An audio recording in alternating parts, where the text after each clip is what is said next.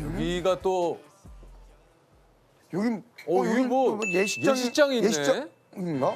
야, 우리가 저 오늘 진짜 법원에 다양한 곳을 가보네. 진짜 다양한. 야. 오셨다. 아유, 네, 안녕하세요. 아유, 안녕하세요. 안녕하세요. 반갑습니다. 최윤아 변호사님 네. 맞으십니까? 네. 이쪽으로 오시죠. 반갑습니다. 앉으세요. 최윤아 변호사님. 직접 좀 소개를 좀 해주시죠. 네, 안녕하세요. 최윤아 변호사고 저는 이혼 사건을 올해로 9년 차, 이제 내년이면 10년에 접어듭니다. 이혼전에. 약간 저기 안경 때문에 그런가요? 변호사님 같은 느낌이. 그래요? 예. 그래서 제 안경을 계속 쓰고 있습니다. 왜요?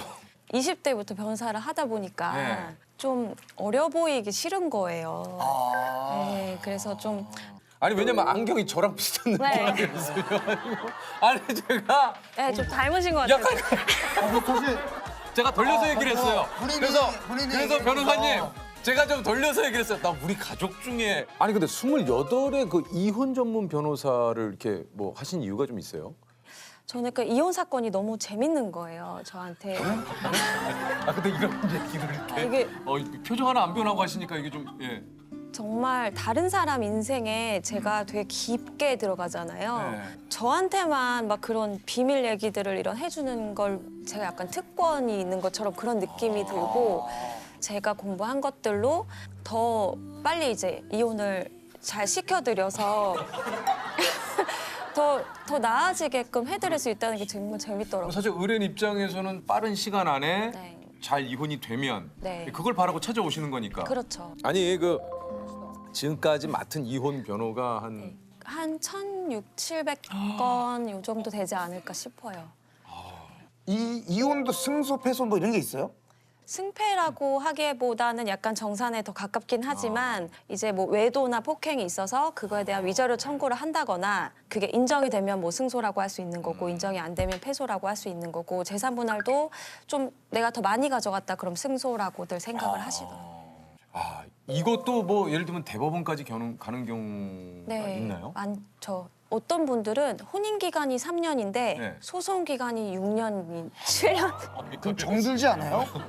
정들다니. 아니 그게 진짜. 무슨 정들 일이야. 중간에 그러실 수도 있겠네. 야 그냥 이럴 거 그냥 우리가 다시 한번 합쳐보자. 뭐 이런 생각도. 그런 분들도 계세요. 이게 소송 있죠? 중에, 네, 소송 중에 다시 아니 그럴 수도 합치고. 있을 것 같아.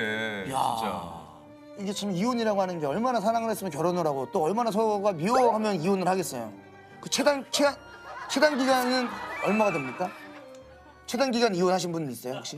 지금 아니 지금 변호사님이 무슨 세상에 이혼을 아니 그러니까 여러 가지 변호사님이 맡았던 그 의뢰인분들 가운데 뭐 저 기억에 남는 그런 뭐 예를 들면 이혼 소송 예. 최단 기간 말씀하셔가지고 얘기를 해보자면 이제 결혼식장에서 이제 신부 입장하기 전에 이제 신부 대기실에 이렇게 계셨는데 근데요? 어떤 분이 오셔서 쪽지를 주신 거예요. 여자분이. 그래서 봤더니 내가 네 남편 지금 신랑이랑 어제까지 같이 있었고 계속 이제 양다리를 걸쳐 오다가 이제 결혼식장을 오늘 들어간다고 나한테 얘기해서 너무 화가 나서 얘기한다.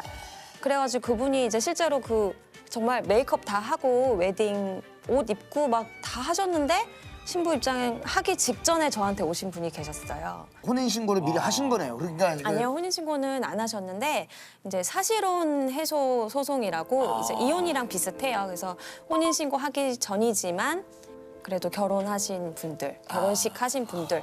야, 근데 어떻게 보면 한편으로는 결혼식 입장하기 전에 그렇게 오신 게 한편으로 진짜 다행일 수도 있어요. 그렇죠. 오셨죠. 지금은 드라마가 종영을 했지만 한동안 이제 사랑과 전쟁이 네네네. 저 진짜!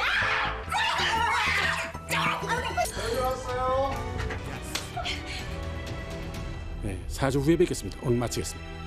거기에 나올 법한 의뢰인분들도 좀 계신가요? 그러니까 많은 분들이 이제 뭐 막장이다 이렇게 말씀을 하시는 그런 뭐 사건들인데 저는 사실은 매일 보는 일이니까 그래서 예를 들면은 뭐 이제 안에 그 이제 화장대 안에서 임대차 계약서를 발견을 한 거예요. 임대차 계약서. 네. 근데 나랑 뭐 집을 얻은 적도 없고 한데 이제 임대차 계약서에 와이프 이름이 써 있는 거죠.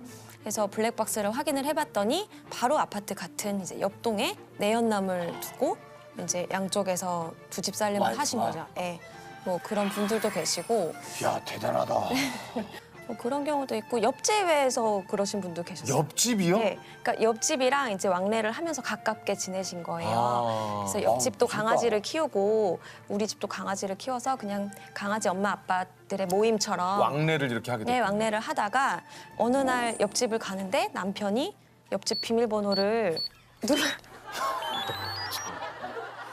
이거 뭐, 야 이거 뭐야? 이게 진짜 드라마가 아니고 내 집 마냥 누른 거죠. 깜빡하고 자기가 누른 그렇죠, 거구나. 깜빡하고. 그래서 왜 이러지? 아, 기분 탓인가? 그냥 뭐 알 수도 있지? 뭐 이러고 알 수가 없지. 그래서 진짜 기분 탓이겠지 이러고 그런가 들어갔는데 강아지들이 갑자기 막 주인한테 대하듯이 와 이거 소름 돋는다. 배를 깎구나 거의 강아지가. 그렇죠. 눕는 거죠. 아주 배를 이렇게 하는 순간 이거는 뭐 주인에게 그냥 복종하듯이 눕는 거죠. 하나만 더 얘기를 해주시면 뭐 좀 있습니까? 이제 그 형제간에 그러니까 예를 들면 뭐 본 가정이 깨지고 이렇게 같이 사시다가 그 동생분하고 또 외도를 하신 거예요. 그 집 안에서. 그래서 또 동생분 가정까지 깨지고 그런 경우도 되게 많고 뭐 사촌 동생 뭐 그런 경우도 많고. 어우, 이 때로는 이거 내 일 못하겠다 막 이런 생각 드실 때는 없으세요? 뭐 변호사 1, 2년 차에는 조금 그랬는데 이게 이제 계속 듣다 보니까 굉장히 자주 일어나는 일이더라고요. 네, 그러니까 사람들이 그게 더 모를 놀랍네. 뿐이지 사실은 외도로 고통받는 분들이 정말 많으시다 보니까 오히려 저는 세상 사람들이 이걸 많이 아셨으면 좋겠어요. 이 특별한 일이 아니라는 것을 알고 더 조심했으면 좋겠어요. 혹시 그 형제분하고 문제가 됐던 그 내연녀 있잖아요. 그 얘기를 왜 지금? 아니 하나만. 너무 궁금해서. 아니 그 여성분 혹시 실제로 보셨습니까? 그렇죠. 그럼 어때요? 약간 느낌이? 그런 분들의 인상이나 이런 게 너무 궁금해요. 그냥 어떻게 인상 확실히 조금 느낌이 와요. 왜요? 잘못에 대한 감각이 없으세요. 왜 그 드라마에서 보면 사랑에 빠진 게 죄는 아니라고 하시잖아요. 사랑에 빠진 게 이게- 죄는 아니잖아. 좋은데. 네. 네, 근데 저는 그 대사 딱 들었을 때 정말 잘 썼다. 진짜로 저한테 그런 얘기를 많이 하세요. 뭐라고요? 교통사고처럼 일어난 일이고 이거 내가 컨트롤할 수 있는 일이 아니고 이런 일이 벌어졌는데 나보고 어쩌라는 거냐. 사랑이 죄는 아니지 않냐. 야, 그러니까 그럼 이게 그럴 때도 변호사님은 감정에 이렇게 요동 없이 딱 그거를 처리를 하셔야 되잖아요. 네, 저는 이제 의뢰인 분이 이제 내연 관계에 계신 분도 계시고 피해자분도 계시고 하잖아요. 그러니까 이게- 저는 사실은 이태호 드라마 속에서 예를 들면 이태호 쪽을 대리해야 될 때도 있거든요. 그럴 때는 좀 네. 어떻습니까? 이게 아무리 일이지만 좀 되게 딜레마적인 거예요. 예를 들면 의사분들이 범죄자의 생명도 구해줘야 하는 거죠. 이 딜레마네 진짜. 예, 뭐 살인자의 생명도 구해줘야 그래야 하는 돼, 것처럼 그죠? 변호사는 내 가치관에서 이 사람은 나빠, 이 사람은 뭐 착해, 이분법적으로 사고하는 거 굉장히 변호사 윤리에 어긋날 수 있거든요. 잘못임은 인지를 해드리되 그 잘못 안에서 조금이라도 좀 선처를 받을 만한 사유가 있으면 그거를 이제 변호를 해드리는 거죠. 이게 참 그 아까 판사님도 그런 얘기를 하셨지만 이 직업적인 특성상의 그 딜레마들이 좀 있네요. 그러면은 뭐 간통죄는 폐지가 됐다고 했는데 그래서 이제 그게 혹시나 뭐 어떻게 이제 되는 좀 건가, 이게? 정확하게 좀 얘기를 해주시면 정확히 몰라서. 외도가 어떤 형사상의 그 처벌은 받지 않으나 이제 간혹 이거를 혼동을 하셔서 이제 간통죄 폐지됐으니까 바람 펴도 되는 거구나 이렇게 생각하신 분들 실제로 그러니까 이제 정말로 그럴 수도 있어요. 있을 것 진짜 같아서. 많아요 네. 그런 분들이. 그래서 찾아오셔가지고 그래서 저한테 딱 소자 이렇게 주시면서 와이프가 잘 모르고 이렇게 청구한 것 같은데 간통죄 폐지된 거 모르는 것 같다고 와이프가 막 이러세요. 야 그럴 때 한번 좀 확 끌어오르지 않으세요? 야. 아유. 정말 끌어오르죠. 화를 내죠. 화를 내고 일단은 이거는 잘못 아신 분은 본인이시다. 이제 설명을 드리고 위자료는 한 2천만 원, 뭐 3천만 원 정도 나오실 거다. 이렇게 설명해드리면 몰랐다고 억울해하시더라고요. 간통죄 폐지된 게. 어떻게 억울해 그거를? 네, 억울해하신 분들 많으세요. 이게 본인이 저지른 일이 또 얼마나 참 그 한 사람을 이 힘들게 하고 고통받게 하는지에 대해서 좀 알고 그런 얘기를 좀 했으면 좋겠네요. 진짜. 예. 아니 그 취미가 좀 있으신데 소개팅 해주시는 게 주선해 주는 게 취미시죠? 진짜로요? 아유, 좋은 취미시네.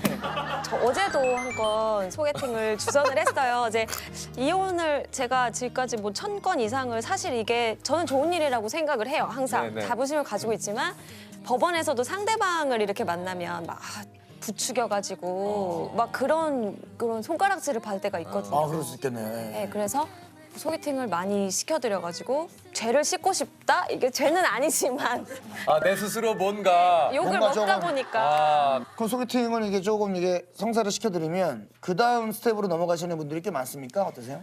그러니까 수백 건은 시킨 것 같은데 딱 한 건이 결혼을 했었고 이혼을 했어요. 아니 예? 한 건이 딱 한 건이 아, 결혼을 그 하고 수많은 네. 그 커플이 이혼을 하셨다고요? 네, 아, 왜? 작년에 이혼을 했고 그냥 네 무한도전 완전히 네. 그 덕후들이었거든요. 두 분 다? 네, 그래서 제가 소개를 시켜줬어요. 아. 막 이제 막 그 몇 회 못 나오고 막 이런 거 다 하시는 그런 분들 있잖아요. 그 무도 덕후. 네. 그래서 아 이거는 내 개인적인 얘기구나. 저희 언니거든요. 아, 친언니요? 네. 아유 근데 얘기하시면 안 네. 되거든요. 하다 보니까 아니, 너무 하다 보니까 너무. 아 근데 많은 분들이 진짜 저를 찾아오신 분들이 아, 우리 집안에는 이혼한 사람 없어. 우리 집안에 이혼한 애가 얘가 처음이니까 변호사님 얘 좀 말려주세요. 이런 얘기들 많이 하세요.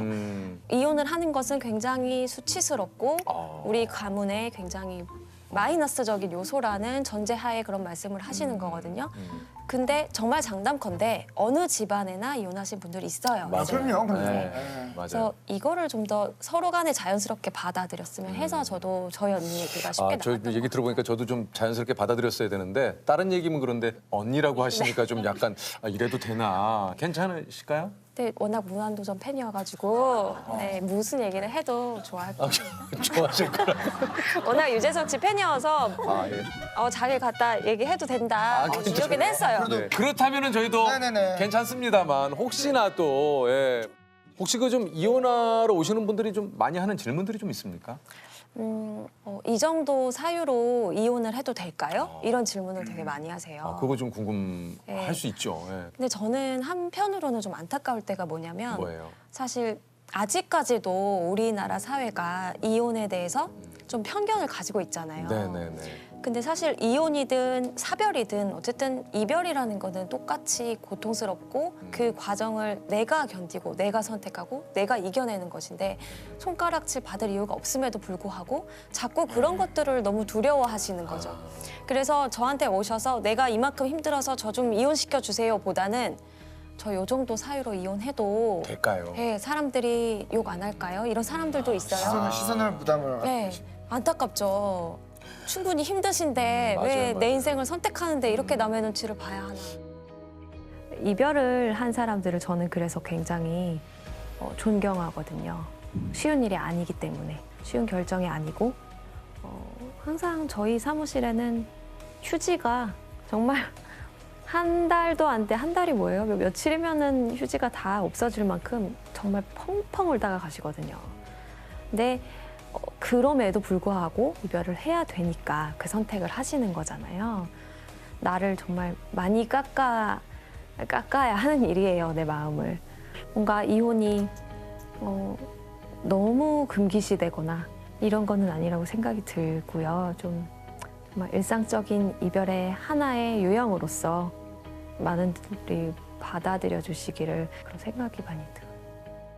혹시 그 내가 가치를 두는 헌법 조항은 혹시 몇 조 몇 항이 있으실지 여쭤봐도 될까요?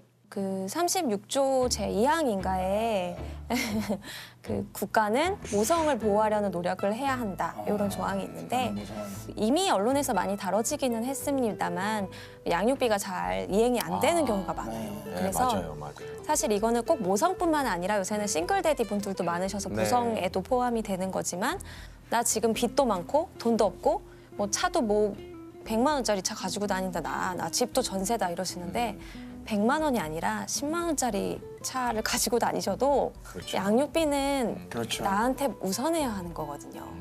그래서 그거를 좀 헌법적으로 이렇게 지금 보호가 되고 있는 만큼 인식이 우선은 좀 개선이 돼야 하지 않나. 맞습니다. 네. 안녕하세요.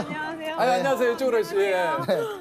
반갑습니다. 아, 그쪽에서 오셨네요. 예. 야, 아유! 자기 관리 끝판왕입니다. 매일 새벽 4시 30분에 하루를 시작하는 김유진 변호사님.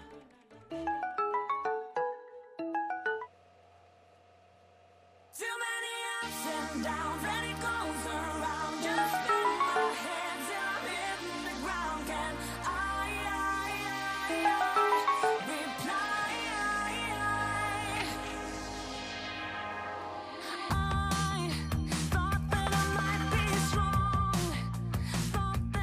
재석이 형이 오늘 6시 반? 제 6시 조금 넘어서 일어났어요. 또 비하면 늦잠 자신 거잖아요. 저 늦죠. 무조건 회사에 늦는 거죠. 늦는 거예요. 아니 그럼 새벽에 일찍 일어나서 어떤 시간을 좀 보내세요? 이제 다양한 시간을 보내는데 저 같은 경우는 이제 직장인이다 보니까 네. 저만의 시간이 많이 없어요. 그래서 새벽에 이제 책도 읽고 음악도 듣고 따뜻한 차도 마시고 좀 여유롭게 시간을 보내는 게 제일 많고요. 그리고 뭐 요즘 편집도 하고 책도 쓰고. 아니 근데 주변 사람들이 이렇게 일찍 일어난다면 뭐라고 좀 많이 얘기를 하세요? 너가 지금 오전에 하는 걸 오후에 하면 되지 않아?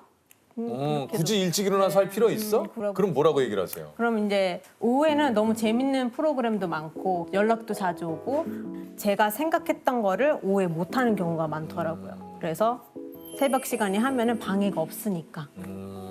그 친구도 웬만해서 오전에 아침 일찍 몇 시에? 8시.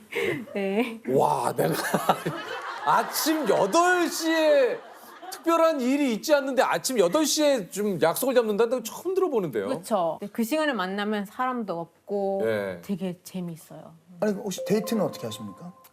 남자친구도 아침형 인간이어야 될 것 같아요. 네. 4시 반에 일어나면 제가 문자를 보내거든요. 자니? 자니? 야, 와우! 새벽 4시 반에 혹시 단 한 번도 최근에 뭐 늦잠 잔 적은 없으세요? 늦잠 잔 적이요? 네. 있죠. 5시? 그러니까. 그럼 주말에는 출근 안 하니까 몇 시까지 주무세요? 6시, 7시까지 잡니다. 많이 주무시네요. 그때 한참 자는 네. 하루가 짧다고 느껴지시겠어요? 6시, 7시. 조금 오늘 하루가 빨리 지나갔네. 네. 왜 이렇게 내가 급하지 오늘? 막. 사실 또 그런 게 있어요. 아침에 일어나야만 보이는 게 있어요. 이 아침에 일어나기 시작하니까 이 겨울 철새들이 막 아침에 어딜 가는지 무슨 비슷한 시간대에 새들이 어디로 그렇게 야. 때로지어서 날아가요. 또 그런 게 있군요. 네. 아침에 막 새벽에 그 버스 기사님들께서 막 그 운행하시는 버스 거기에 타 계시는 뭐 승객분들 어떤 일을 또 하시기 위해서 어디 출근하시거나 뭐 어떤 여러 가지 그런 모습을 보면 활기가 느껴지고 좀 활력이 느껴지고 뭔가 좀 인생에 있어서 나도 뭔가를 좀 해봐야겠다 이런 좀 생각이 좀 네, 강하게. 들 때가 좀 많이 있어요. 6시 30분에 출근 통근 버스를 타시고 네. 7시 20분에 회사를 도착해서 뭘 하십니까? 제 동료들과 아침 식사를 합니다. 동료분들과. 이건 뭐 우리 편으로는 조찬이라고 하는데 이 정도면 조찬이죠, 조찬. 내가 제일 좋아하는 메뉴는 뭡니까? 지금 3년째 똑같은 걸 먹고 있습니다. 뭘 드시는데? 계란밥이라고 밥에 계란이랑 참기름, 뭐 간장. 네. 그 맛은 있는데 그거 3년째 드신다고요? 거의 지금 3년 돼가고 있는 것 같아요. 아니, 어떻게 동료들이도 똑같이 오늘 몇 명 와? 4개 뭐 5개 시키고. 거의 계란밥 동호회 아니에요? 조셉. 아니 계란밥 동호회라니. 제가 좋아하는 게 있으면 그것만 하는 스타일이. 아니 그래서 이제 퇴근을 몇 시에 하시는 거예요? 6시에 합니다. 그러면 이제 집에 도착하시면 뭘 하십니까? 전 가족들이랑 같이 살고 있기 때문에 가족들과의 시간을 좀 하루 종일 일 끝나고 집에 오면 저희 부모님께서 할 말이 또 엄청 많으세요. 제가 또 외동이거든요. 외동 딸이다 보니까 오늘 뭐 했고 안 들어주면 되게 서운해하시고. 당연하죠. 외동이라. 예. 네. 그리고 또 새벽 4시 30분에 눈 뜨시고 아침에 계란밥 먹고 이게 또 어떻게 보면 언뜻 들었을 때는 이게 좀 하루에 좀 너무 쳇바퀴 같은 생활 아닐까 하는 또 생각도 좀 드는데. 그렇죠. 저는 근데 그게 너무 감사하고 즐겁더라고요. 그런 말 있잖아요. 좀 내가 특별하면 평범한 하루가 좋고 특별하지 않다면 특별하게 살길 원하는. 근데 저는 한 번만 더 얘기해 주시면 안 됩니까? 내가 특별하면은 평범한 하루가 좋고 네. 내가 평범하면 특별한 하루가 좋고. 네. 그래서 똑같은 루틴이고 좀 지루해 보일지어도 제가 아침에 맞아요. 뭔가 남들이 봤을 때는 막 어디 여행을 가고 뭐 오늘 어디 가서 뭐 엄청난 걸 했어. 어저께는 어디 파티에 갔는데 막 이랬었어. 그러니까 와 대단하다. 야 나도 와 너 정말 하루를 보람차게 사는 것 같아.라고 하지만 사실 그게 맞지 않는 사람은 맞아요. 별거 아닌 하루일 수 있거든요. 네네네. 제가 얘기했지만 멋있네요. 진짜. 새벽 시간들을 지내다 보면 좀 잊지 못할 새벽들도 좀 있을 것 같아요. 제가 워낙 도전 같은 걸 좋아하다 보니까 어느 날 이제 새벽에 제가 너무 뵙고 싶은 분들을 리스트를 이렇게 뽑아서 직접 연락을 시도를 해봤어요. 답장 안 해주시는 분들도 있고, 근데 너무 제가 뵙고 싶었던 변호사님이 한 분 계신데 답장이 온 거예요. 혹시 내일 6시 반 시간돼? 그래서 당연히 6시 반 오후로 생각을 하고, 네, 시간 되어 했더니 아침 6시 반이야, 어디로 나와? 라고 해서 나갔더니 제가 조지아주에 있었거든요. 조지아주에서 엄청난 큰 사건을 맡고 계셨던 변호사님들, 검사님들, 판사님들, 제가 너무 뵙고 싶었던 분들이 다 모여서 아침에 식사를 하고 계시는 거예요. 갔더니 우리 7시에는 뭐 여성 변호사님들 모임 있고 뭐 다음 주 6시에는 뭐 있고 막 이렇게 얘기를 해주시는데, 왜냐면 끝나고 일을 가셔야 되니까 그분들은 저녁엔 또 가족들이랑 시간을 보내야 되니까. 그러니까 이게 유명인들이 아침 시간을 활용하는구나라고 책으로만 봤지 제가 그때 직접 보고, 그래 이게 진짜구나. 이거다. 응, 이거다. 조셉, 다음 주 6시 반. 창의하고 어디서요? 국밥집에서 시작하자. 국밥이랑 욕 한 바가지 먹고 시작하는 거네요. 아니 이게 좀 10대 시절에 이제 이민을 가셨고 네. 당시에는 좀 이렇게 낯선 땅에서 뭐 친구 사귀고 공부하는 게 정말 쉽지 않을 것 같아요. 처음에 이민 갔을 때 고생을 엄청 많이 했어요. 이제 많은 유학생들이 아시겠지만 가면 이제 언어도 안 되고 이제 동양인이다 보니까 또 저는 이제 키도 크지도 않고 좀 체구도 작고 이제 차별도 많이 당하고 왕따도 많이 당하고 했어요. 소외당하셨구나. 네, 이제 한국 도시락을 이제 싸갖고 가면은 이제 음식에서 냄새 난다고 침을 뱉기도 하고 참 정말. 또 이제 모래 같은 거 넣어서 비벼서 먹으라고도 하고 굉장히 좀 진짜 힘든 못됐다. 일들이 많아요. 진짜 못됐네. 네, 그죠. 가서 점심 도시락통 열으면 이제 처음에는 당당하게 엄마가 싸준 거니까 이렇게 맛있겠다고 열었는데 이제 좀 그 친구들이 봤을 땐 냄새 나고 생긴 것도 이상하고 음식도 빨g으면 되게 매울 것 같은데 막 이러면서 냄새 맡고 맞는 척하다 침도 뱉고 영어를 못하니까 오히려 제가 혼나는 거예요. 너가 어떻게 무슨 말 했는지 지금도 몰라요. 그때 선생님이 막 뭐라 했던 것 같고 화가 나서 저한테 이런 삿대질한 것까지는 기억이 나는데, 그러니까 그걸 한 번 겪고 나니까 다시 못 열겠더라고요. 그래서 화장실 가서 저에겐 좀 아픔이죠. 티 냈어요? 누구한테 표현을 했어요? 엄마는 점심 왜 안 먹었어? 엄마가 싸준 건데. 그럼 또 어떻게든 먹거나 아니면 몰래 가서 버리거나. 왜냐하면 이제 내가 안 먹으면 엄마가 먹을 거니까. 그거 막 친구들이 침 뱉어놓은 건데. 어린 나이에 혼자서 이제 그곳에서 공부를 하시면서 느꼈던 그 외로움과 그런 편견이 진짜 아까 얘기를 들으니까 진짜 너무 화가 나네요. 예. 그 계기로 인해서 제가 너무 외롭다 보니까 방법을 찾아야겠다. 언어로 안 되니까 그럼 운동으로 하자. 이제 외국은 이제 운동을 잘하면 친구도 많이 생기고 인기도 올라가고 하니까. 그 얘기 들은 것 같아요. 이렇게 스포츠나 이런 거에 네. 대한 이 능력을 굉장히 좀 주변 친구들이 많이 인정을 해준다고. 높게 사주죠. 네. 네. 그 당시 제가 자신 있게 할 수 있는 게 수영밖에 없었어요. 이제 체구가 작다 보니까 다른 애들이 팔을 한 번 돌리면 저는 2-3번은 돌려야 되는 거예요.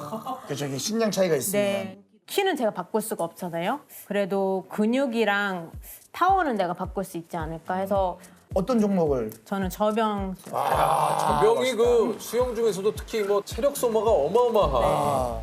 그래서 새벽에 또 엄청난 노력을 했었고 새벽 훈련을 하다 보니까 이제 기록도 생기고. 내일 14살부터 16살까지 뉴질랜드 청소년 대표 수영 선수로. 아 정말요? 그럼 뭐? 이게 대단하시네. 이게. 야. 악착같이 훈련했던 것 같아요. 운동으로 내가 너네를 다 이겨버리겠어.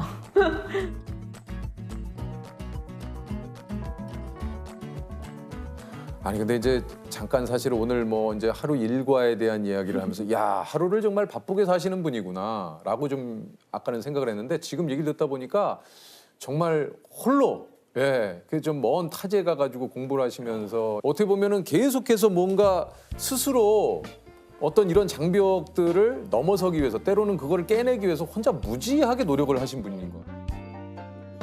아니 근데 이러다가 또 어떻게 변호사가 이렇게 되신 거예요? 우선 저는 국가대표나 뭐 잘하면 올림픽도 나가고 싶다라는 희망은 갖고 있었는데 이제 저는 대한민국 시민이거든요. 그래서 뉴질랜드 대표로 뛰거나 그럴 수는 없었고 네네. 이제 부모님도 그때 당시 이제 운동을 그만하고 좀 공부를 하면 어떻겠냐. 그래서 이제 공부 쪽으로 바꿨는데 많은 고등학생, 대학생 분들이 그렇듯 제가 뭘 하고 싶었는지 몰랐어요. 이제 제가 대학교 가서도 전공을 한 2-3번 바꾸면서까지도 제가 뭘 하고 싶은지 몰랐다가 마지막으로 선택한 게 이제 범죄학, 범죄 심리학인데 법조인이 돼서 우리나라 사람들을 좀 대변할 수 있는 그런 멋진 변호사가 되고 싶다라고 생각해서 이제 로스쿨을 준비하고 하게 됐죠.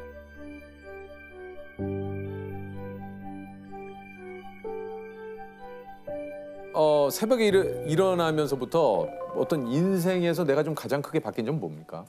힘들 때마다 생각해보면 어렸을 때부터 지금까지 제일 힘들고 좀 어두웠을 때 새벽 기상이 저를 다시 잡아줬었어요. 제 10대 때는 이제 운동으로 좀 제 자신을 찾았고 20대 때는 공부하는 시간을 찾았고 30대가 돼서는 직장 생활에 쩌들어 있기보다는 저만의 시간을 통해서 저 자신을 찾았고 근데 아마 오늘 방송 보셔 자기님들이 많이들 도전해 보실 것 같긴 해요. 저도 이제 좀 약간의 지금 시간이 허용이 되니까 한번 시도를 살짝 한번 해보면 아마 어떨까? 제가 한번 실험을 한번 우리 방송에 나가고 제가 한번 진짜 4시 반에 일어나서 SNS에다가 한번 글 한번 남겨봐야겠다. 공통 질문을 한번 드려볼까요? 나에게 마지막 하루가 주어진다면 뭘 하고 싶으세요? 가족들과 그냥 하루 종일 같이 있고 싶어요. 그러면 이제 슬픈 이야기지만 마지막 한마디를 하고 떠나야 돼요. 마지막 한마디 그죠? 그렇게까지 가야 됩니까? 아니 어디 혹시나 네. 마지막 이제 딱 뭐라고 얘기를 하고 싶으신지.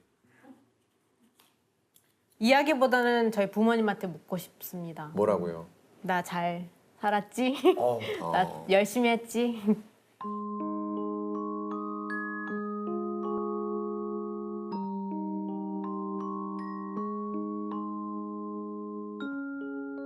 근데 유진 씨는 진짜 우리 저 변호사님은 진짜 열심히 사시는 것 같아요. 근데 우리 저 변호사님 입장에서는 이게 사실 이건 그냥 내가 좋아서 하는 일이기 때문에 좋으니까 하는 거죠. 네, 너무 즐겁습니다. 내가 그때 눈이 떠져서 내 시간을 갖는 게 너무 행복하다. 네, 맞습니다.